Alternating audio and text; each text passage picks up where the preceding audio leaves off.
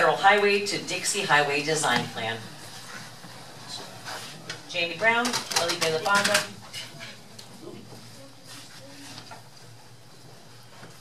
Jamie Brown, Public Services Director. Good evening, Madam Mayor, Commissioners.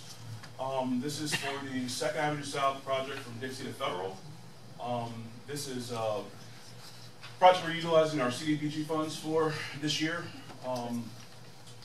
That's not enough to actually complete the entire project, so part of the capital improvement program that we brought to you as part of the approved budget back in September included the balance of this project to complete it. The first step. So, as I mentioned, Dixie to Federal on 2nd Avenue South. This also is going to include the intersections. We're going to go a certain distance in each direction, north and south. Hit the next slide. As you can see from these wonderful pictures, this is one of the best roads in the city. Lots of overlay, pothole repairs, you name it, this road has it.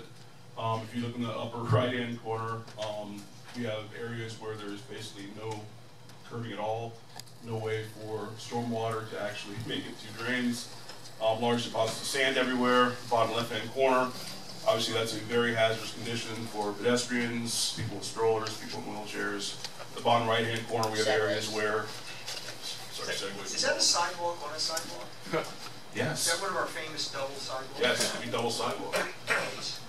And then obviously in the bottom right-hand corner we have areas where there's no continuity at all. The sidewalk just seems to come to an end mid-block for some reason, and then it's grass. So part of this project, where obviously this is not part of the bond program, but we're doing this project as it was, as far as the public involvement and the whole process we're going to go through as far as the design is concerned. And this project will include roadway, curbing, sidewalks. This is a complete project that's been coordinated with utilities as well.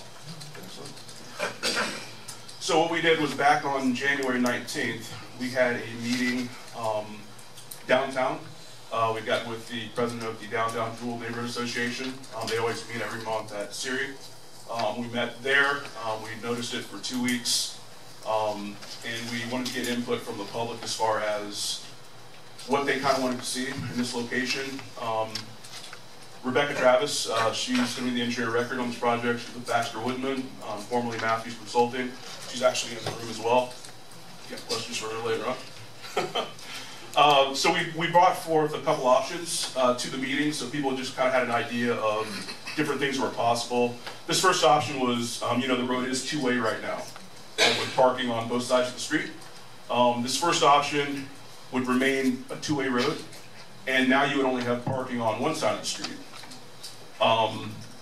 But you would have a shared bike lane on one side. The next option, okay. By the way, this is Felipe Fazo, Assistant Public Service Director as well. Sorry, didn't introduce you. The next option, also still a two-way street, but what happened here was we basically would eliminate parking on both the north and south sides of the road. You would now have a green space and a separated sidewalk, which would meander and kind of give you just a more of a. Do you have the pointer so you can kind of delineate these?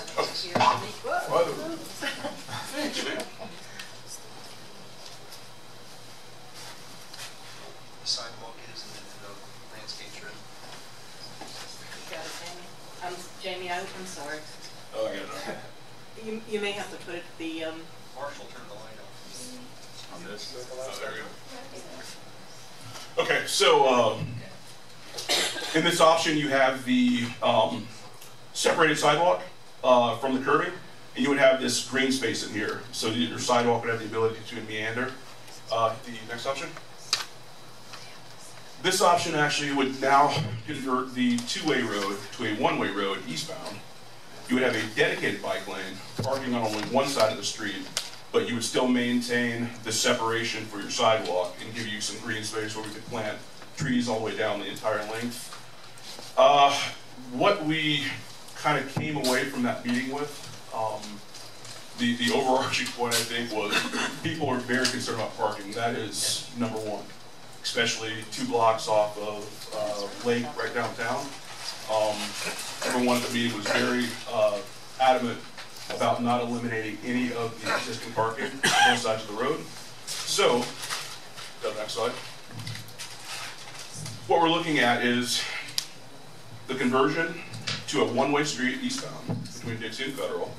You would have your parking on both sides of the street. You would have also a dedicated bike lane, and then your sidewalks on the side. Obviously, this does away with the green space, but again, it was more important for everyone involved that the parking remain versus just having a green space, one area like that. Also, doing this method allows us to, in the future, if we want to, when we have events like street painting and other stuff like that downtown, this would allow us to kind of have a bypass through the downtown area, where you could actually enter from Dixie on 2nd Avenue South, head eastbound to Federal, or going all the way down to Gulfview, and then you could get back on 2nd Avenue North, that would require converting 2nd Avenue North to a one-way westbound, which was changed, if you remember correctly, back when Publix was done. Also, that would require us redoing the truck and trailer parking that the county had put in right there on the North Gulfview, just north of Lucerne, which I've already talked to them as far as what that would entail. When that went in, that was basically for overflow from the boat ramp. Obviously, anyone who's been down there, they're not utilized at all. We don't need all those spaces there. It's kind of a waste of space. So that would be something we work out with the county if that's the direction we want to move in the future, as far as maybe looking at doing something else with that area, since it's not utilized right now. But as of this project, we're just going to be focusing on 2nd Avenue South.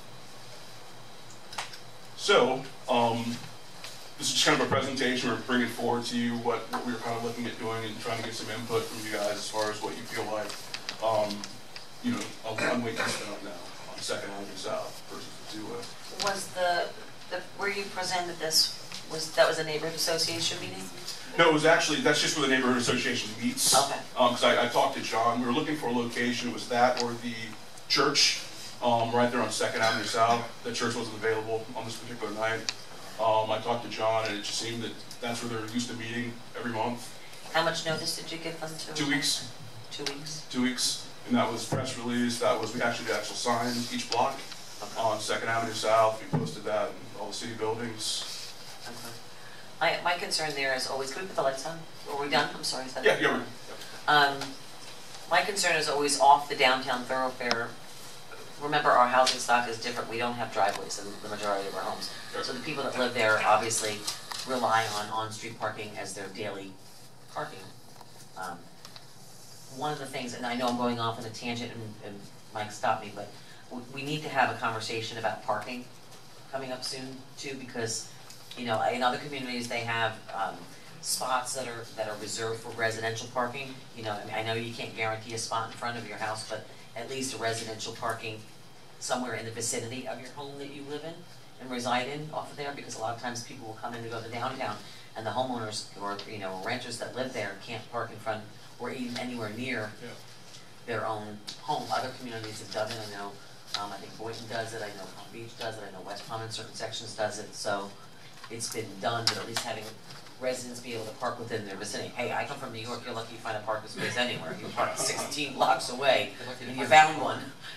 So I mean, I know that, but I think that that's something that we should be looking at. Yeah, as we discussed, if I could, Mayor, as we talk about parking downtown and separating the commercial parking and then the surrounding neighborhoods, we talked about decal systems with colors of decals. And at a certain time, you've got to have that color to be in that area, right, so that you don't have businesses parking in the residential and also the residents parking in the parking.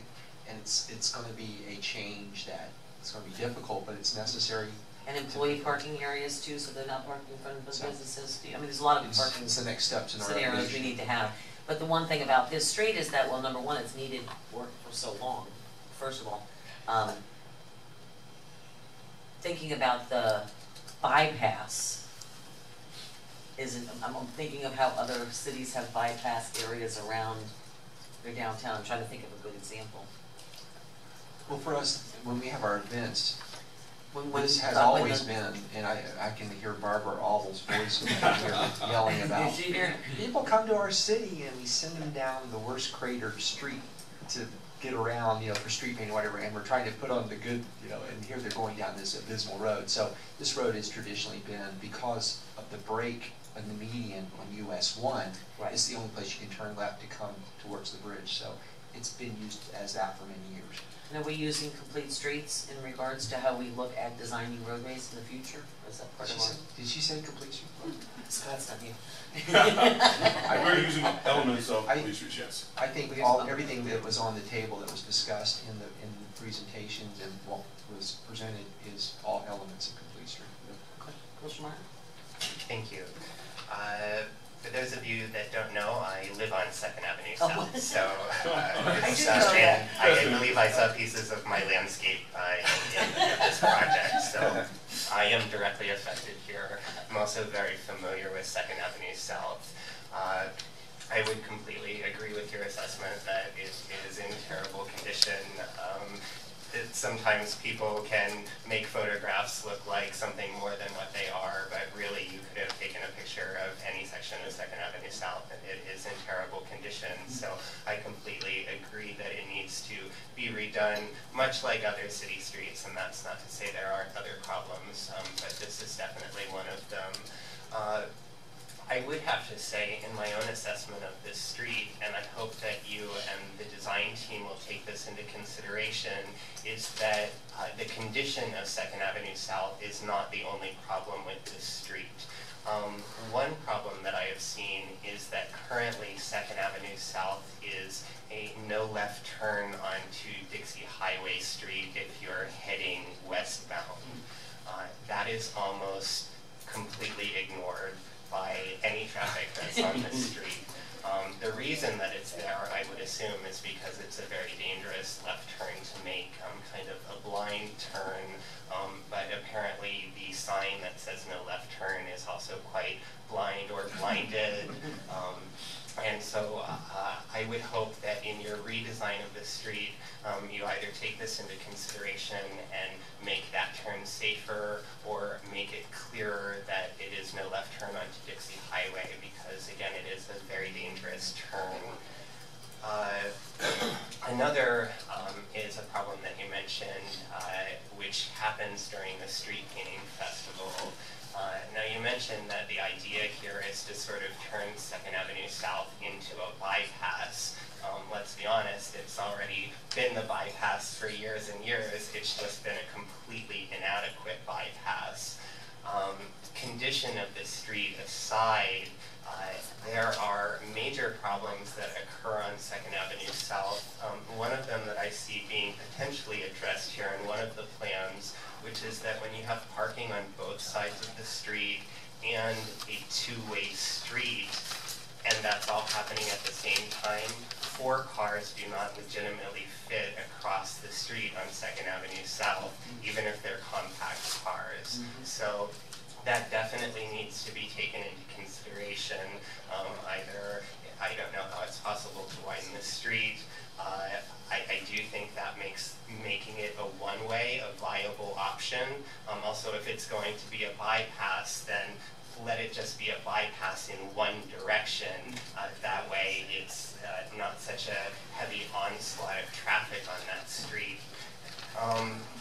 One thing that I did want to point out is in the designs in the no green space, and I don't mean to be controversial in any way here, and I have expressed these concerns openly in meetings to the city manager. I wish that this meeting would have happened, and I understand that it wasn't a regularly scheduled neighborhood association meeting, but it was, as you say, you worked with the president of the neighborhood association and ended up meeting in the location that they regularly meet in. Sometimes these meetings can be a little political, and so some of the neighbors are already turned off to attending them. So I really wish that this meeting could have happened in a more neutral forum. That would have been the more fair place for it to happen. So I wish that people would have another chance to put in some more input.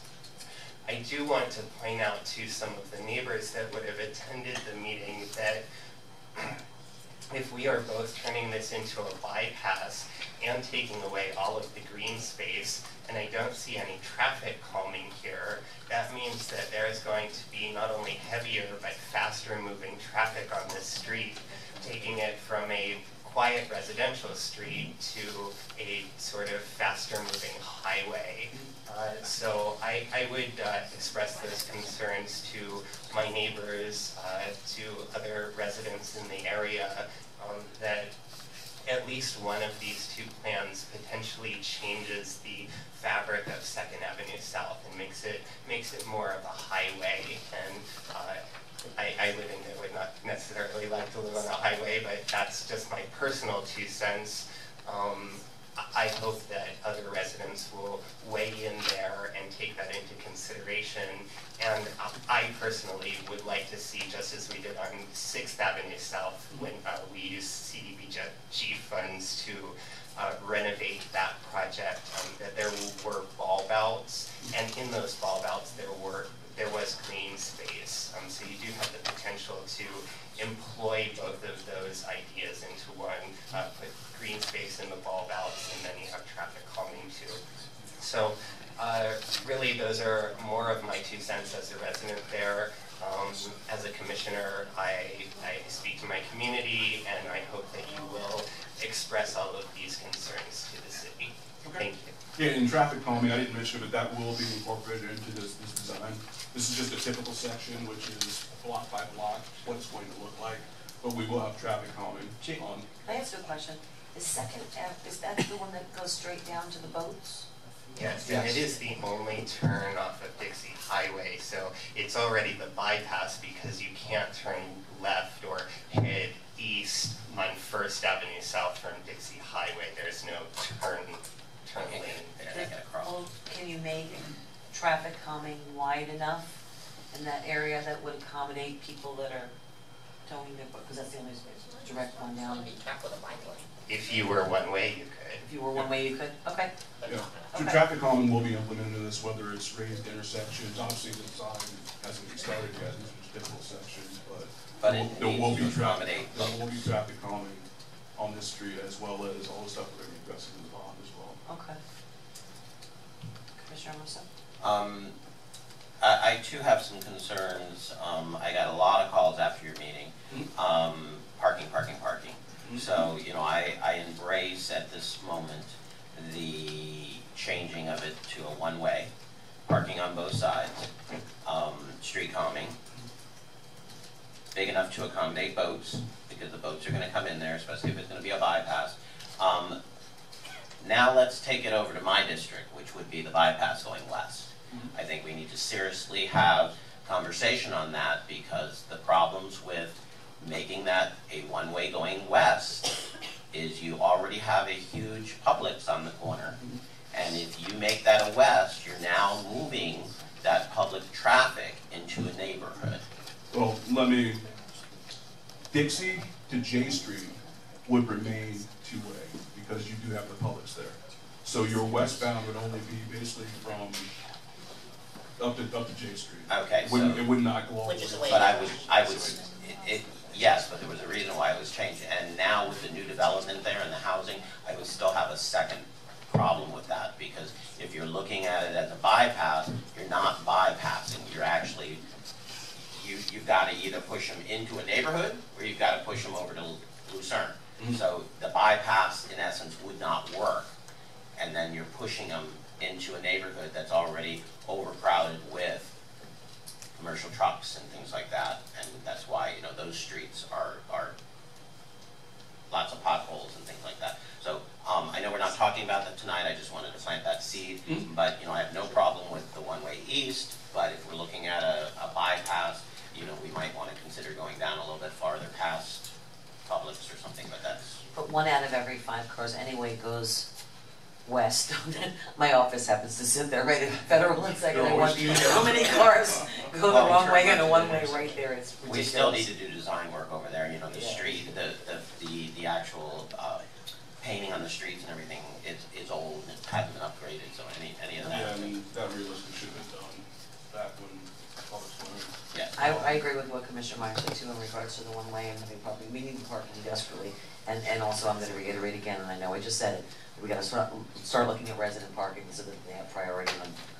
Well, and especially on Second Avenue where that parking is, if you look at the homes, like Commissioner Meyer's home, that's his front door on that side. So in essence, if he has a driveway, he's gonna pull into the driveway, or he's gonna park in front of his house. And if you look down Second Avenue, most of the housing, the apartments there, they're parking in front of their front door.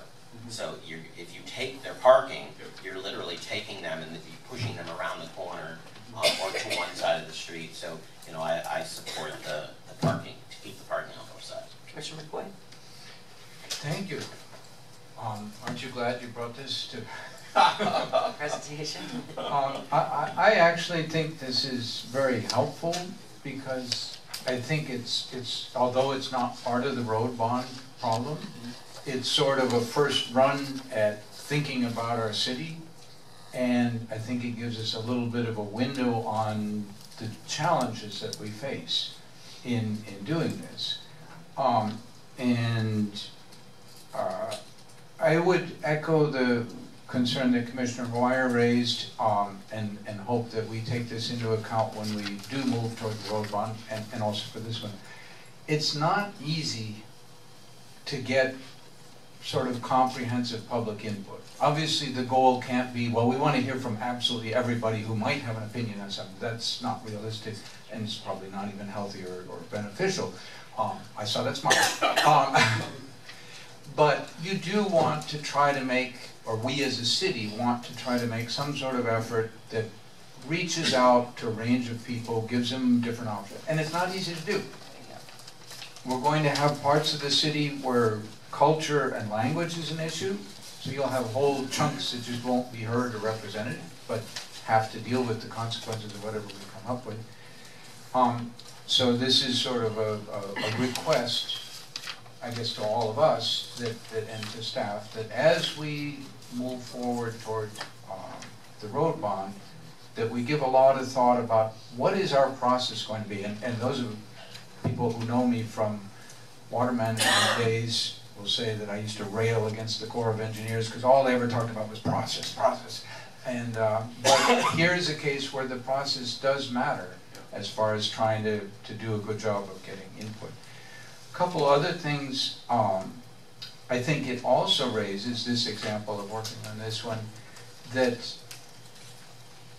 it's challenging. I mean, here we're just working on one street, and so it ought to be kind of easy, except right away we realize, as Commissioner Amoroso pointed out, well, what you do here is going to affect other streets, and that's where I think it might be helpful, and I have to notice I asked for it in the minutes the last time, that we have some sort of citywide gathering, and probably several of them, to kind of identify what are our objectives in the city. We've heard several right away.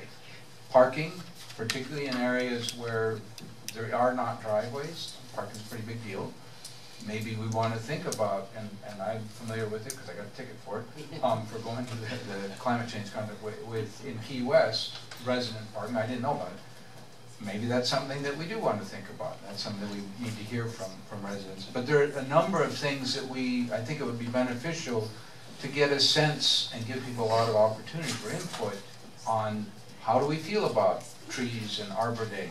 How do we feel about parking? How do we feel about all different forms of traffic calming? And can you integrate some of those things? I think we want to do that at sort of a holistic level before we start going into the individual streets as a guide to that. So that would be my request on that one. Thank you Madam very Mayor, much. I just want to do a really quick, just address one more thing for sure. I mentioned all of the bond meetings. We actually have our first year one projects. A few of those projects coming up on the 22nd, 23rd of this month. We're going to be utilizing the shuffleboard course, that facility, for a majority of, as of right now, our bond meetings. So we're doing our public input meetings, as we say. It's kind of a central location. It's just west of City Hall here. And it's set up where we'll be able to accommodate the amount of people. So, On this particular project, Jamie, is there any more meetings planned after you get past this stage with the public? Yeah, we discussed having one that possibly at 60% after we've got the design kind of down pat, just to kind of bring it back, and people can have an idea of, okay, this is the direction we're going, even though we're showing the typical section here. I think since this is our first, even though it's not the neighborhood bond program, road program, the real sensitivity that we're trying to be very inclusive and be very thorough, maybe we might want to talk about scheduling another meeting. Okay. Before we proceed again, and just to have that process covered. So I would encourage that based on what I've heard. I think that's, and it's not that y'all didn't try and do the right thing. It's difficult to get people to a meeting. Yeah. It's been difficult. Let's just learn from that too as we start to approach the bond issues. We want to get as many people out as we possibly can, so that all feel that their voices I can think be heard. that's a good on this first visible project that we make another effort here. If there's concern about that. We can get it home schedule. When we get into the bond, the neighborhood road program, that is the reason we were talking to the firms to make sure that they had public relations firms involved. It was not that the public relations firm was there to sell anybody on anything. It was there to make sure that they are experts in engaging the public to get them with the engineers. And so that's going to be a very integral part of really drawing people out that live on the street. It's based on the project area, it's not neighborhood identification or sections of town. It's around the projects, the owners, the residents, the people that live there. And those firms are really going to draw those people out. That's their intent. Well, we're just very unique. We're not like every other city. We've got a very dense population living in very different configurations in our downtown area. So we'll circle it's back. Kind of necessary. We'll circle back and do a follow-up meeting before this proceeds much further. Commissioner Mercer? And the messaging, we have a new public information person, make sure that we're getting the message out to people. And I've been saying this for a long time, City Manager, could we please have a Facebook page? Just a Facebook page that pushes the information out. Because for instance, with mine, when it posts to my Facebook page, it's something I want to share, I share it. And we're in that day and age now, social media. We're having a conversation right now. I'm still getting advice from the attorney. Just There's to a lot push information out. that and again, we're getting off topic here, but having been actively, because he follows what's going on social media right now, and there's things that spin out of control with false information, having him actually log on and participate and put from the city on the public page. I'm working on that, which is a step ahead of us having a full Facebook page, and there's all kinds of legal issues. Just to push the message out. It doesn't have to be responded to. It doesn't have to. That's just to push it out. Thank you. Okay. Thank you very much, Jamie.